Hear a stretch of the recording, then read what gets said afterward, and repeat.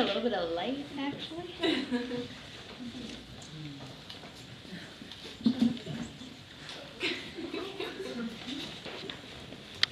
So I know you're not supposed to apologize before you start, but I did write this today, and it's my first time performing spoken word by myself. So yeah! It's great.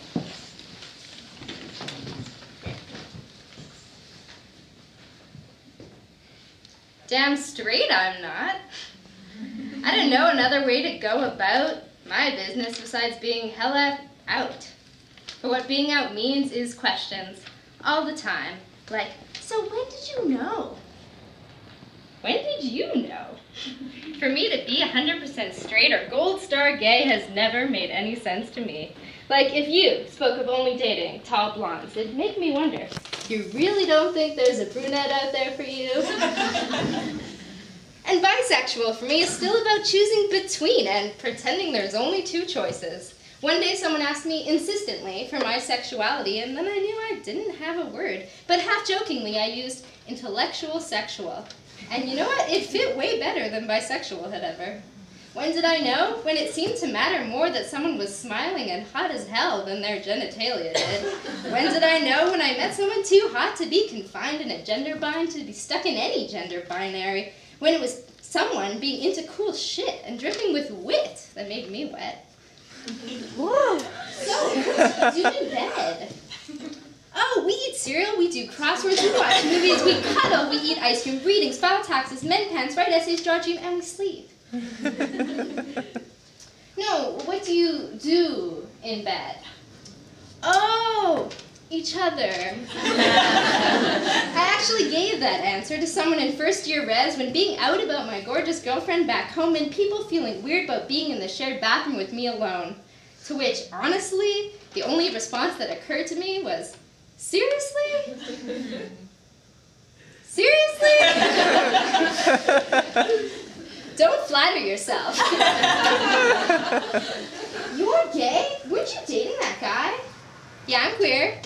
And yeah, I was. And I hate how hard it can be to be visibly queer when I'm with a dude. I resent the ease of holding hands on public streets of people you meet not needing 7 explanations to know you're together. No, not my squash partner, my project partner, my school partner, but my heart partner? I resent the ease of attendance on trains making space for you to sit beside each other, of gynecologist questions being relevant, ease of having my choice of partners not be political.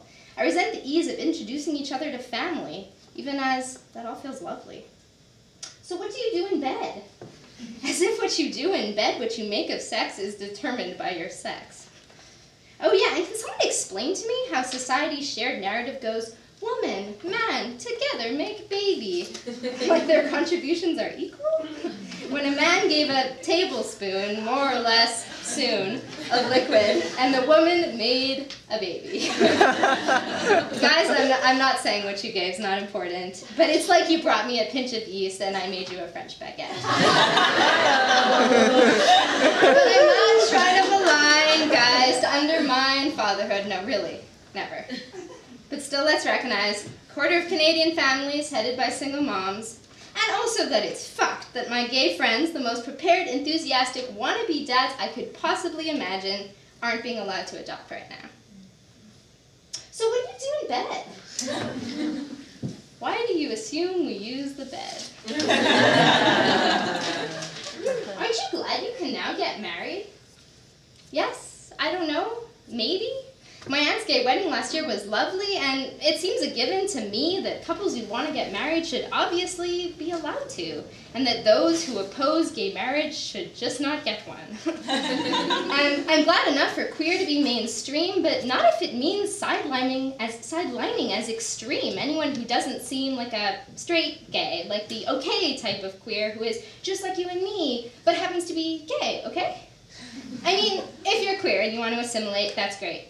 Get your suburban house and your white picket fence and have 1.5 kids, and I'm not even really being sarcastic. But still, it seems to me this focus on gay marriage is maligning, marginalizing, emphasizing difference between. That it's radicalizing, dividing, sidelining those queers that don't just want what the straights got.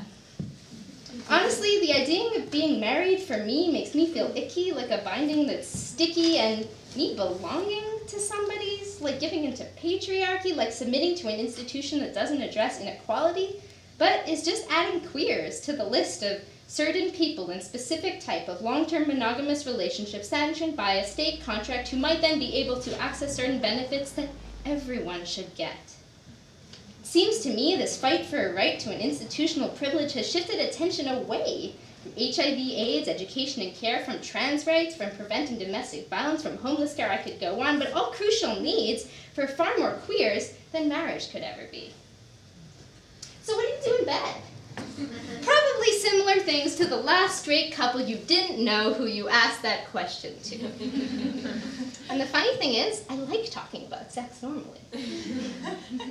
Wow, you're queer? That's so brave.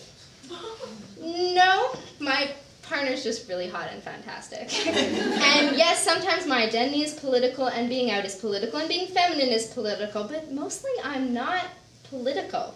I'm just being, and that's not brave.